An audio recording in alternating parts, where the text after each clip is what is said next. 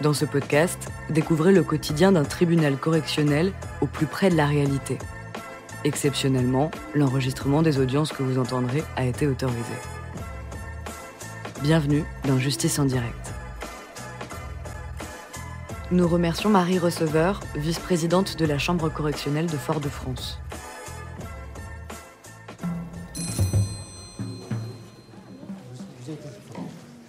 Bien, bonjour à tous. L'audience est ouverte, vous pouvez vous asseoir. Alors, le dossier, c'est celui-ci. Bonjour, monsieur.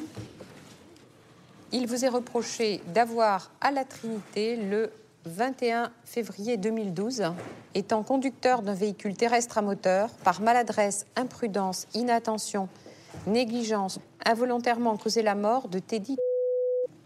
Avec cette circonstance que vous avez commis une violation manifestement délibérée d'une obligation particulière de sécurité ou de prudence, en l'espèce en circulant à une vitesse minimale de 130 km/h, alors que la vitesse maximale autorisée sur cette portion de route était de 90 km/h. Je vais rappeler brièvement les faits qui vous sont reprochés, monsieur.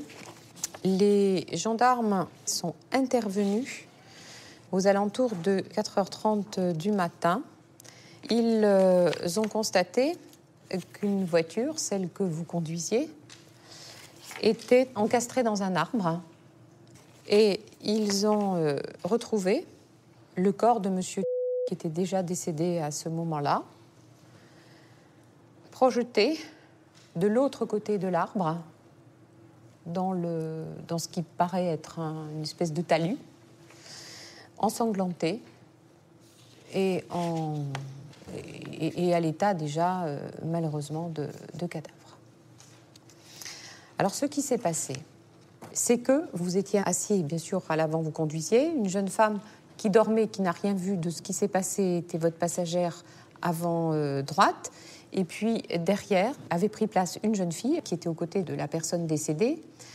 Ce que dit la passagère arrière, c'est que vous conduisiez vite et elle explique dans l'audition aux gendarmes que vous conduisiez si vite qu'elle a eu peur et qu'elle a saisi la main de son ami pour lui faire part de cette peur. Et elle vous a dit, à un moment donné, qu'elle avait peur. Et en tout cas, elle vous a demandé d'aller moins vite. Non ? Bon, vous allez donner vos explications après. C'est ce qu'elle dit, elle. Vous avez freiné. Et à partir du moment où vous avez freiné, il s'est passé que vous avez perdu la maîtrise de votre véhicule. Vous avez expliqué, vous allez nous dire d'ailleurs, alors que se passe-t-il à partir du moment où vous freinez ?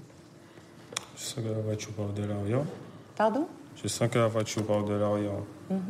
Et je vois blanc et je me rappelle plus du reste. Et vous voyez ? Blanc. C'est-à-dire que vous ne voyez plus rien ? Ouais. Oui. Parce que entre l'endroit où vous freinez et le lieu du choc, c'est-à-dire l'arbre, il y a 144 mètres, selon les traces relevées par les gendarmes. 144 mètres. C'est très important. Ça veut dire que 144 mètres, c'est quelques secondes, mais tout de même.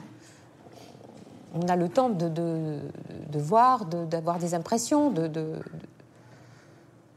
sentir ce qui se passe. Et vous dites c'est tout blanc. Ce qui a été relevé par les gendarmes, c'est que votre véhicule quitte la voie de circulation qui est normalement la vôtre, c'est-à-dire la voie de droite, traverse la route, vient buter sur un accotement en béton, rebondit apparemment sur cet accotement en béton, et ensuite se dirige droit sur l'arbre qui va arrêter sa course, et dans des conditions qui vont être désastreuses, puisque monsieur, sous le choc, va être éjecté de la voiture, la portière va s'ouvrir, va être éjecté, et il va décéder. Presque quasi immédiatement, au regard de l'importance de ces blessures, d'une hémorragie, disent les médecins. Voilà. Et l'expert va même jusqu'à émettre l'hypothèse qu'à un moment donné, votre voiture a décollé de la chaussée du fait de la vitesse. Décollé de la chaussée.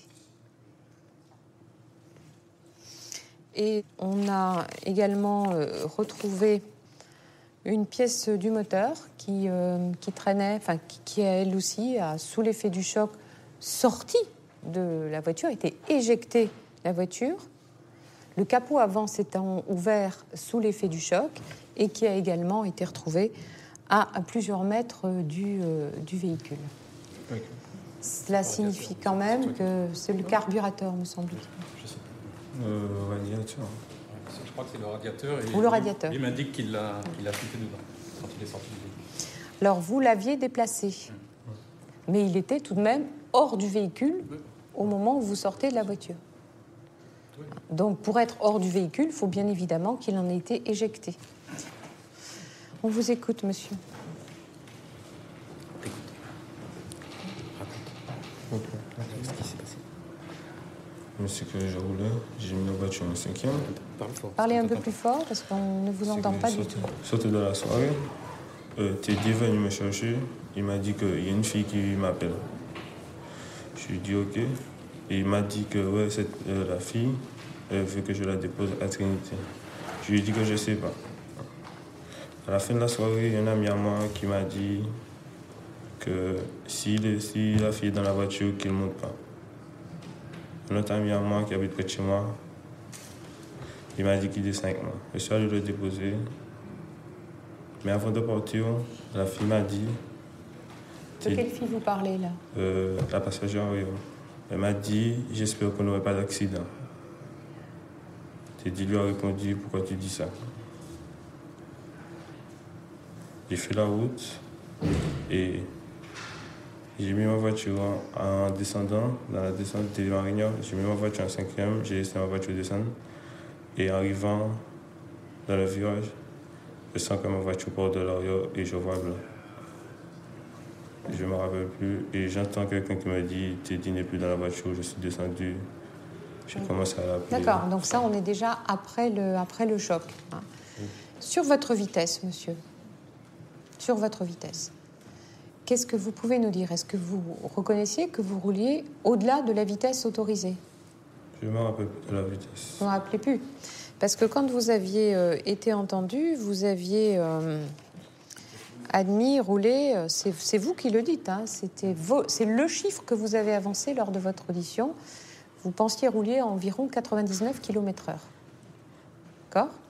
C'est 99, c'est pas 90.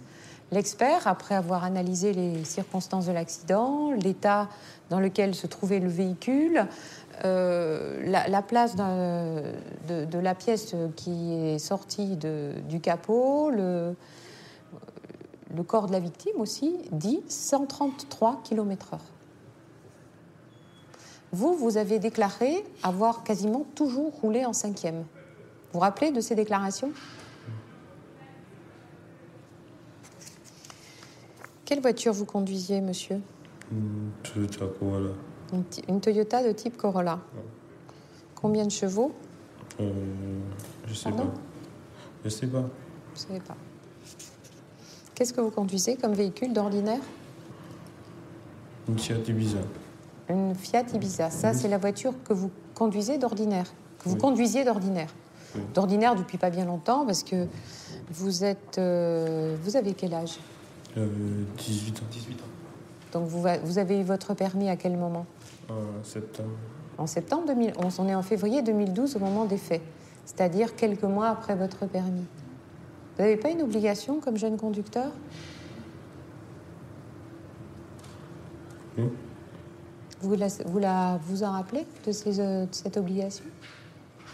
Au-delà du respect de ce qui est inscrit sur les panneaux, quelles sont les obligations d'un jeune conducteur?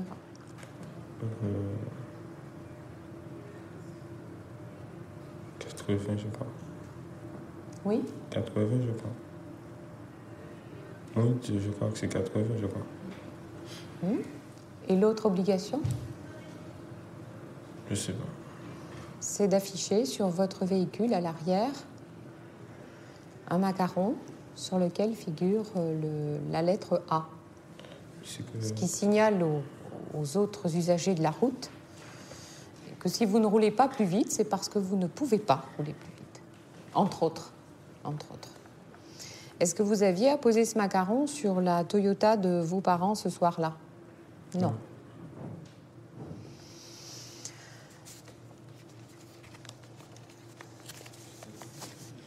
Alors, les conséquences, je ne vais pas être plus longue, les conséquences de l'accident sont dramatiquement simples, semble-t-il, à moins que monsieur ait d'autres explications aujourd'hui. Est-ce que vous reconnaissez cette vitesse excessive, monsieur?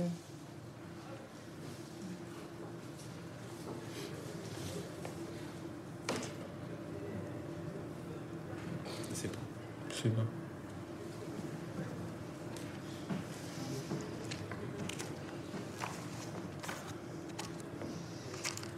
Voilà, je vais passer les photos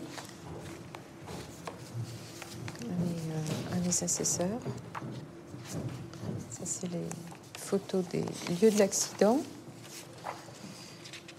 Et puis, on a une photo de l'état de la personne décédée au moment où les gendarmes arrivent sur les lieux et la font prendre en charge par les secours, qui n'ont plus rien à faire puisque la mort est intervenue déjà.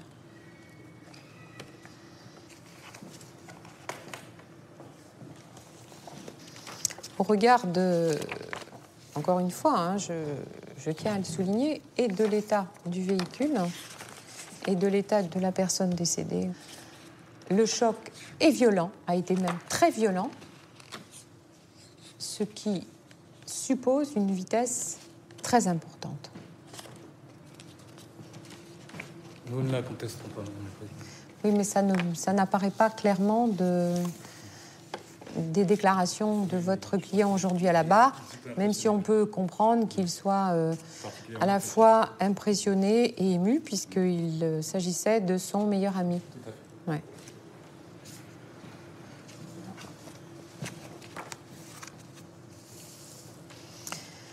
Bien sûr, les faits, avez-vous les uns ou les autres des questions à poser?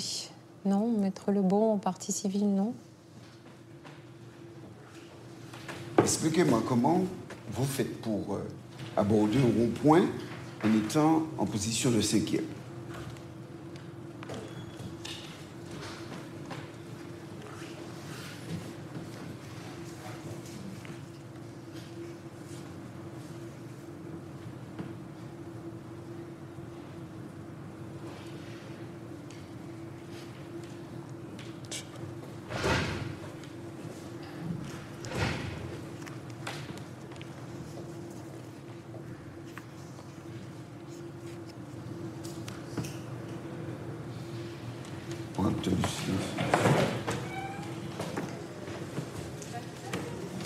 Pas d'autres questions?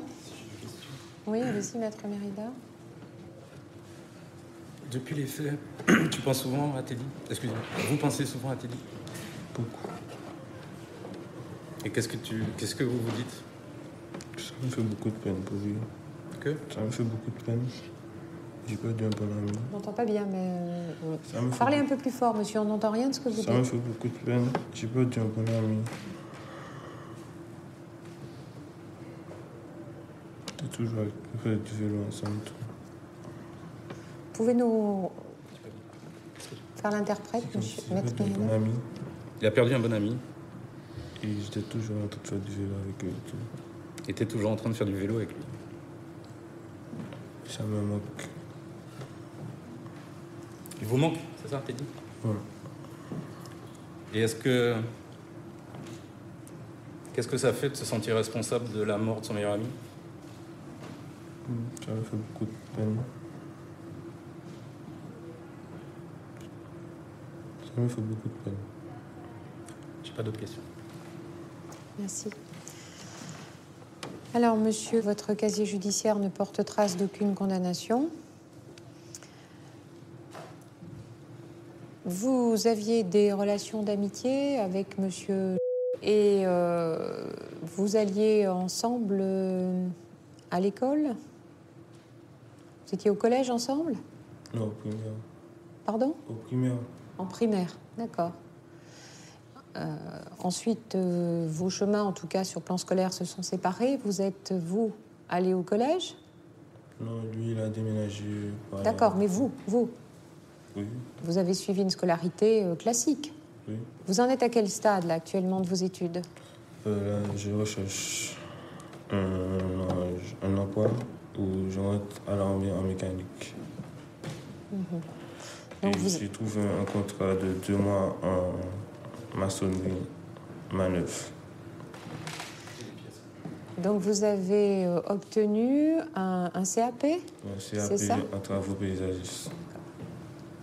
Le lieu d'activité professionnelle, est-il près ou loin de votre domicile? C'est au Marigot. Au Marigot. Marigot Trinité. Oui, enfin, il y a des bus, quoi. Bien. Et vous vivez toujours chez vos parents? Oui. Est-ce que vous avez, à titre personnel, des ressources? Est-ce que vous avez des ressources? Vous percevez peut-être un salaire Là, je suis d'apprenti? Pôle emploi. Oui? Ouais, c'est Pôle emploi. De quel montant par mois? 179 euros. 170 euros.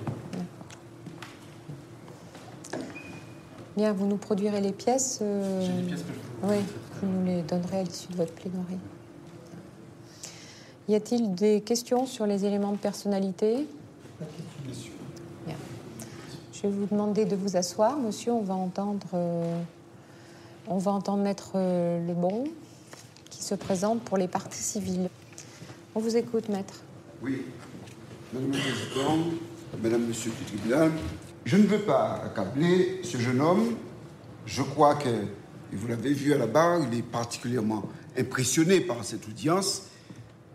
J'imagine, en tout cas j'essaie d'imaginer ce qui peut se passer dans sa tête, parce que ça doit être affreux de perdre l'un de ses meilleurs amis dans ces circonstances et d'en être, en réalité, le principal responsable. Je comprends que Teddy lui manque. Mais en même temps, je suis obligé de dire à ce jeune homme qu'il faut qu'il ait conscience que si aujourd'hui, il vous dit la douleur qu'il habite parce qu'il a perdu son meilleur ami, il laisse de l'autre côté, dans la peine, une maman et 2 frères, Jérémy et Raphaël, qui aujourd'hui n'ont pas perdu une voiture, ils ont perdu leur frère. Et à mon avis, vous êtes un danger à la fois pour vous-même mais pour les autres, parce que vous ne savez pas maîtriser un véhicule. Alors, nécessairement, madame, vous allez entrer en voie de condamnation. Je ne veux pas insister de trop sur ce dossier qui est quelque peu douloureux. Mais je veux simplement rappeler à monsieur que le permis qui lui a été délivré le 16 septembre 2011, ce n'est pas un permis de tuer. Je veux qu'il en ait conscience. Madame la Présidente, j'en ai assez dit. S'agissant de nos demandes, nous vous demandons de nous d'accorder à chacune des victimes la somme de 3 000 € à titre de provision. Et nous vous demandons également de condamner monsieur à nous verser à chacune des victimes la somme de 500 € sur le fondement de l'article 475.1 du Code de procédure pénale. Bien, merci, maître Lebon. Monsieur le procureur, on vous écoute dans vos réquisitions.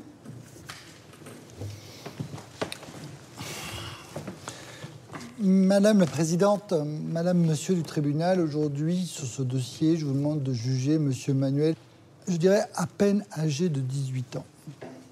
J'insiste sur ce point, si je dis à peine âgé de 18 ans, parce qu'en fait, vous avez en face de vous un jeune homme, un quasiment adolescent qui sort de l'adolescence et qui vient de rentrer de la manière la plus brutale et la plus terrible dans l'âge adulte.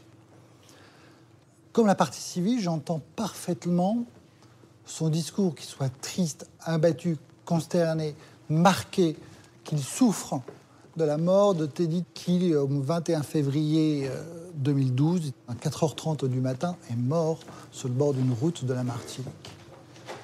Mais ces regrets, ces pleurs, cette douleur, cette angoisse ne m'intéressent pas. Je vais lui dire très clairement, elle ne m'intéresse pas. Pourquoi ? Parce que soyons clairs, lorsque monsieur prend le véhicule, il y a deux choses. Si c'était conduit en personne responsable, il aurait dû d'abord dire à son meilleur ami, celui qu'il aime, je ne partirai pas tant que tu n'auras pas bouclé ta ceinture de sécurité. Sur les 4 personnes, tout le monde était attaché, sauf un. Un, parce qu'il n'était pas attaché, va être éjecté au moment du choc. Ils vont mourir. Si déjà il avait pris sa première responsabilité à ce moment-là, au moment où il démarre, où il part avec sa voiture, mais jamais monsieur n'aurait été devant votre tribunal. Monsieur Teddy aurait été comme les autres personnes de ce véhicule, de légères blessures, un traumatisme, une peur, une angoisse sûrement, mais pas mort. Parce qu'au moment de l'accident, soyons clairs, il arrive autour de 4h du matin à plus d'environ 200 mètres d'un rond-point, le rond-point Démonière, entre Sainte-Marie et Trinité. Lorsque sa voisine lui dit pour la 3e fois « tu roules trop vite », freine, ralentit, il va commencer à appuyer sur le frein. Et là, la voiture va partir. 99 mètres de ripage, 25 mètres de vol plané. La voiture va devenir, au moment où il va commencer à freiner, une boule de billard qui sera totalement incapable de maîtriser. On aura, au bout de quelques 41 mètres, un premier choc. Ce premier choc sera tellement violent que la voiture va décoller. La voiture va décoller sur 25 mètres où l'expert relève qu'il n'y a aucune trace au sol à ce moment-là. Lorsqu'il va aller vérifier sur le véhicule, il va s'apercevoir que le véhicule, en retombant, est allé s'encastrer sur un autre morceau de mur et qu'il a complètement cassé en dessous de la voiture. La voiture, sous ce deuxième choc, va repartir telle une toupie pour finir en s'écrasant dans un arbre. 144 mètres de périple au total pour une voiture à cette vitesse. On a expliqué à monsieur qu'il ne fallait pas conduire au-delà de la vitesse, non seulement limiter vous en tant que jeune conducteur, mais au pire sur la route à 90 km/h. Ce n'est pas parce qu'on veut vous embêter, parce que vous avez un législateur sadique ou un procureur qui est là uniquement pour embêter les autres, c'est parce qu'on sait pertinemment bien que dans certaines circonstances, vous êtes totalement incapable de contrôler un véhicule. Si le 21 février, vous aviez pris vos 2 responsabilités, dire à votre meilleur ami « je ne pars pas sans que tu aies mis ta ceinture », si la 2e fois, en plus, vous aviez respecté les limitations, encore une fois, on ne serait pas là. Alors on peut toujours venir dire « je regrette, c'est vrai, je suis marqué, c'est vrai, je pleure mon ami, sûrement ». Mais ça, encore une fois, je ne veux pas l'entendre, parce que je n'aurais jamais voulu entendre ce genre de propos, car jamais je n'aurais voulu qu'il décède et que vous le tuiez. Pour ma part, s'agissant des réquisitions, je demanderais à son égard qu'il soit condamné à une peine de 12 mois d'emprisonnement avec sursis. Il n'y a pas d'alcool, mais je ne veux pas tirer du fait qu'il n'y ait pas d'alcool une circonstance atténuante. Ça, c'est une évidence et c'est normal. Aujourd'hui, aussi, c'est un petit aparté que je voudrais faire sur ce point, mais à chaque fois qu'il y a un accident, vous se dites « oui, mais il n'y avait pas d'alcool », comme si ça devenait une circonstance atténuante aujourd'hui. Non, ça, on est sur l'évidence. Ça, c'est l'évidence, on ne doit pas avoir d'alcool, en tout cas, dépasser les limites légales que la loi a imposées. Je dirais même d'une manière générale, pas avoir d'alcool quand on conduit, surtout quand on est jeune. Ce n'est pas la question qui se pose là, c'est qu'il n'a absolument pas respecté les conditions de conduite en l'espèce de la vitesse. Je requiers, à titre de peine complémentaire, une interdiction de conduire un véhicule, c'est-à-dire annulation du permis de conduire avec interdiction de repasser les épreuves, eu égard à la nature des faits, avant au moins, à mon avis, un délai de 3 ans. Merci, monsieur le procureur. Maître Méridan, on vous écoute en défense. Madame, monsieur du tribunal, comme l'a rappelé monsieur le procureur, vous jugez un enfant rentré tragiquement dans le monde adulte. De la façon la plus tragique qui soit pour lui, c'est-à-dire qu'il a causé la mort de son meilleur ami. Ça, il va le payer toute sa vie. Toute sa vie. Toute sa vie, il se sentira responsable du décès de son ami. Et ça, c'est une punition qui, au-delà de la condamnation que vous allez prononcer, c'est une punition qui va le suivre dans l'intégralité de sa vie, jusqu'à l'âge adulte. Alors les regrets, moi, je les entends, parce qu'il est conscient, et je lui ai posé la question, qu'il est responsable du décès de son ami. C'est ça qui est important. L'important, c'est de savoir qu'Emmanuel sait que si ce jour-là, il avait respecté cette obligation. Alors, la vitesse, 130, c'est ce que l'expert dit, c'est basé sur certains éléments, on ne sait pas exactement, précisément, quelle vitesse. La vitesse était au-delà des 90 km/h, ça ne fait pas de doute. Vous avez déjà vu, je crois, Madame le Président, vous voyez ces émissions de télé, un choc, ce qu'on appelle les crash tests, à 60 km/h. Vous avez vu dans quel état se retrouve un véhicule. Et un passager qui n'est pas attaché, à 60 km/h, il est éjecté du véhicule. Donc, qu'on soit à 110, 120 ou 130, ça n'aurait pas changé grand-chose dans ce dossier. Ça n'aurait pas changé grand-chose. Sur l'emplacement, effectivement, du bloc moteur, enfin du radiateur du véhicule, lui m'a indiqué que de rage, quand il est sorti, qu'il cherchait son ami, il l'a déplacé, il l'a shooté, il a donné un coup de pied dedans. Donc l'expert se base sur cet élément pour déterminer une vitesse. Je pense que c'est pas probant. Mais ça n'est pas grave. C'est simplement pour vous dire qu'il était au-delà des 90 km/h. Lui-même le dit, 99, on ne sait pas. On ne sait pas, 99, 110, 120, je ne sais pas. Mais visiblement, vu le choc, il y avait une vitesse importante. Mais ça n'est pas, Manuel, ça n'est pas ces chauffards que vous voyez tous les jours sur les routes qui zigzaguent entre les voitures, qui roulent. Les Seat Ibiza, ça n'est pas le cas. La Seat Ibiza dont on parle, c'est celle de son papa. C'est pas le jeune, vous savez, on en voit beaucoup sur nos routes. Dépassement à gauche, dépassement à droite, des comportements criminels. Ça n'est pas le cas dans ce dossier. Et d'ailleurs, monsieur le procureur, dans ses réquisitions, il a bien tenu compte de cet état de fait. Il a bien tenu compte des pleurs et des remords de Teddy, en vous demandant une peine de 12 mois avec sursis.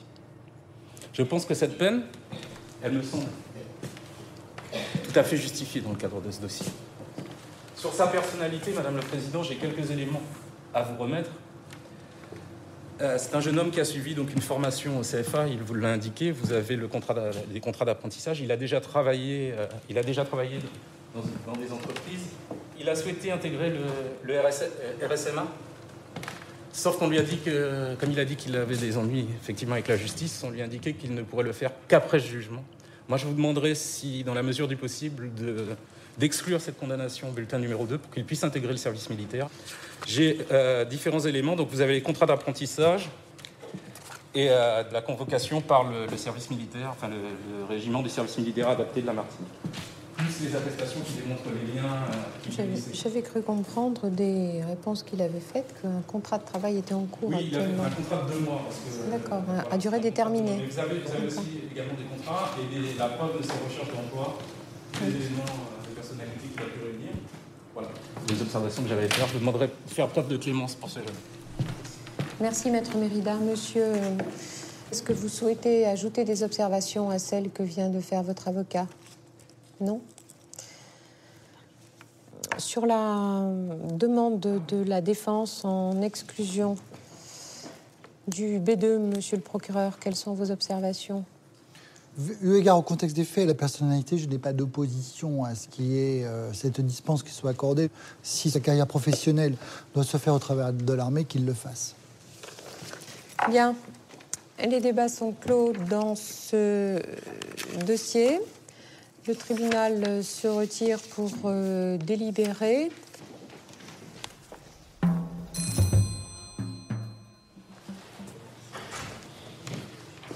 L'audience est reprise. Vous pouvez vous asseoir.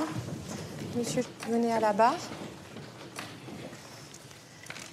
Bien, après en avoir délibéré, le tribunal vous déclare coupable des faits reprochés et en répression vous condamne à 12 mois d'emprisonnement assorti du sursis simple, à l'annulation de votre permis de conduire, avec interdiction de le repasser avant 5 ans.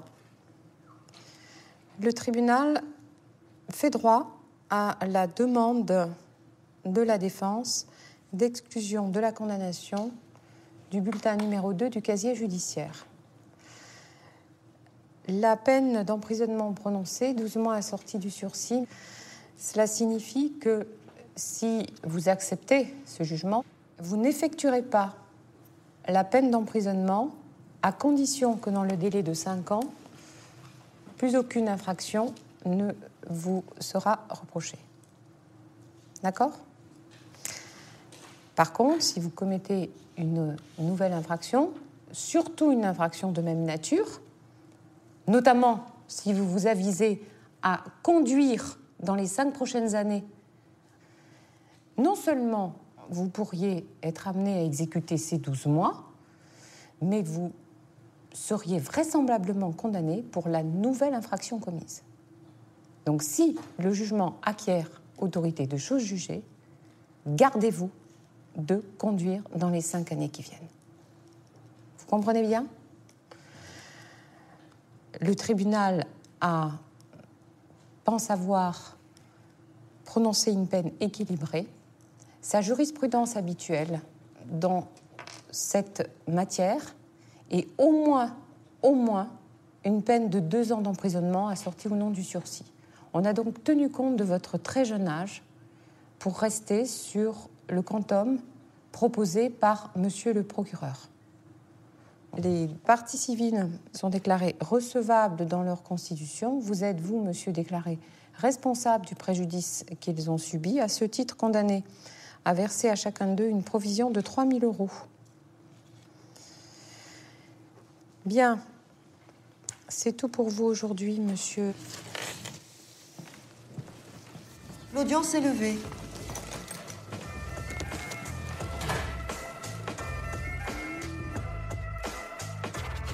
Vous venez d'écouter Justice en direct.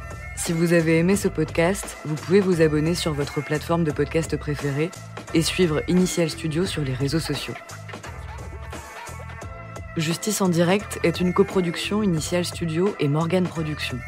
Ce podcast est une adaptation de la série documentaire En direct du tribunal, produit par Morgane Productions, écrit par Samuel Luret et réalisé par Nathalie Kawam. Production exécutive du podcast, Initial Studio. Production éditoriale du podcast, Sarah Koskiewicz. Montage, Camille Legras. Musique, La Grande Table. Illustration, Paul Grelet. Avec la voix de Pauline Josse.